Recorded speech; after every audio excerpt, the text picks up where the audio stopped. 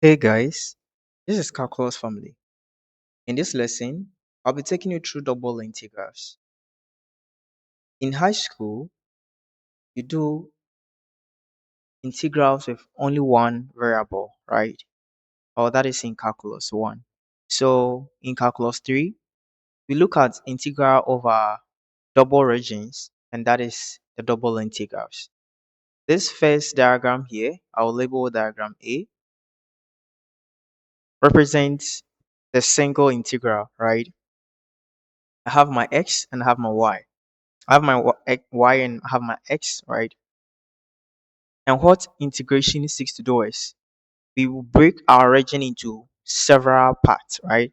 So from here to here, we break it into smaller triangles, smaller rectangles, and we will find the area of each rectangle, then we add all. That is the goal of integration.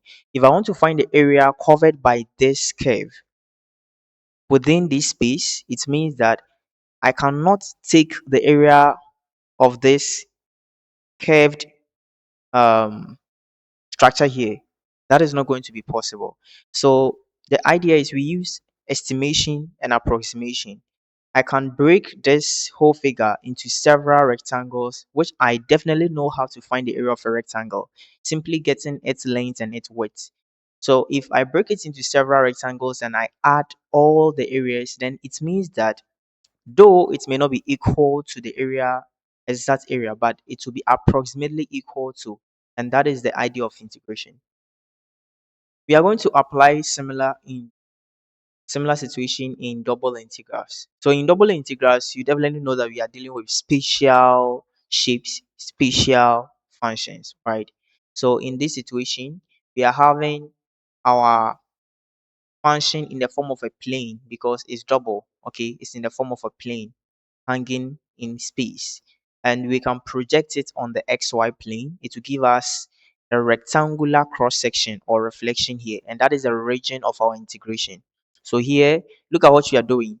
We are going to integrate or find the area which this particular plane covers using x and y as the boundaries. That is the idea. So we can break this rather into smaller boxes. Here it wouldn't be 2D rectangles, but here it's going to be a box form. So you can see the projection here. So we have several boxes. And what do? We find the area of each of the boxes here. If we're able to find the area of each of the boxes, then that is all that we need. And we add all, and that will approximate the area this will cover, not necessarily the same. So it's a form of approximation, right? It's a simple form of approximation. So for the first scenario, as I was showing you in calculus 1, you say that the area is simply equal to or is approximately the function. You can see for every rectangle we make, we choose a midpoint to represent the set of values. So a function of my x1 dots, which is the midpoint, times the change in x, right? So this function of the midpoint is the corresponding y value. The corresponding y value for this, the corresponding y value for this, then we will add everything. So x2 hash times change in x in that order. When I come here, my region R is simply a rectangular region which has coordinate AB cross coordinate CD, which gives me a perfect rectangle, right? So I have from A to B, then from C to D. That will give me my region of integration. So it's a box. It's a box, right? So if you want to perform integrals in the double region, then it means that we are facing two separate boundaries, and hence one integral is not enough. So this is where we are going to introduce two integral signs, right? Over a region R for a function f of xy dA. So the dA is the region over which. So dA is something like what we are going to integrate with respect to, and this may translate to. So our dA may translate to the x times dy. So far as we are dealing with x and y, okay, it may also be the y, the x, depending on the order of integral. that we are going to do. Okay, so that is the whole idea of double integrals. Double integrals. So we use a double integrals to find the volume. Okay, to find the volume of the space which a plane makes with our xy, or mix with this rectangular region. Okay, so that volume is given as a double integral of a region R of a function xy dA. As simple as that. Let's solve a basic double integral problem, then you appreciate double integrals. So let's solve integral of a region R of a function 6xy squared dA. My region R is given as a rectangular region 2 comma 4 cross 1 comma 2. So how do we solve this double integral? Please take note. The very first limit is always for x. The second limit is for y. So you choose the one you want to integrate with respect to first.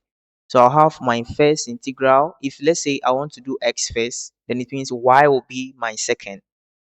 Second integral will be the outer integral. The very first integral you want to perform should be the inner. Then it will go that way. So since I want to do x first, y will be my outer. So I'll have from 1 to 2.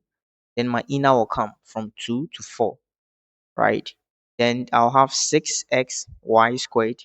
Since I'm doing the x first, the x will come, the x, the y. The order matters because the order determines which one you are integrating with respect to first. So this is the x first before the y. Then you simply perform your integral. So my outer integral will stay on hold. Then I'll do my inner integral. When I integrate this with respect to x, I'm supposed to get 3x squared y squared, right? Then I'm doing it from 2 to 4, right? dy. So I'll simply have integral from 1 to 2. Then I'll have, when I put 4, I integrated with respect to x. So 4, I'll get what? 16, right? 16 times 3 is 48. So I'll have 48 minus, when I put 2 inside, I'll get 4. 4 times 3 is 12. And that subtraction gives 36. So 36 y squared dy. So simply my double integral now becomes a single integral from 1 to 36 y squared dy. At this point, what do? I simply add 1 divided by what? 3. That gives me, so this will be divided by 3. That'll give us 12. 12y cubed from 1 to 2. When I put 2 inside, I get 12 multiplying 2 cube minus 12, 1. This is 8. 12 times 8 minus 12, right? So this gives us 96, 12, and that's 84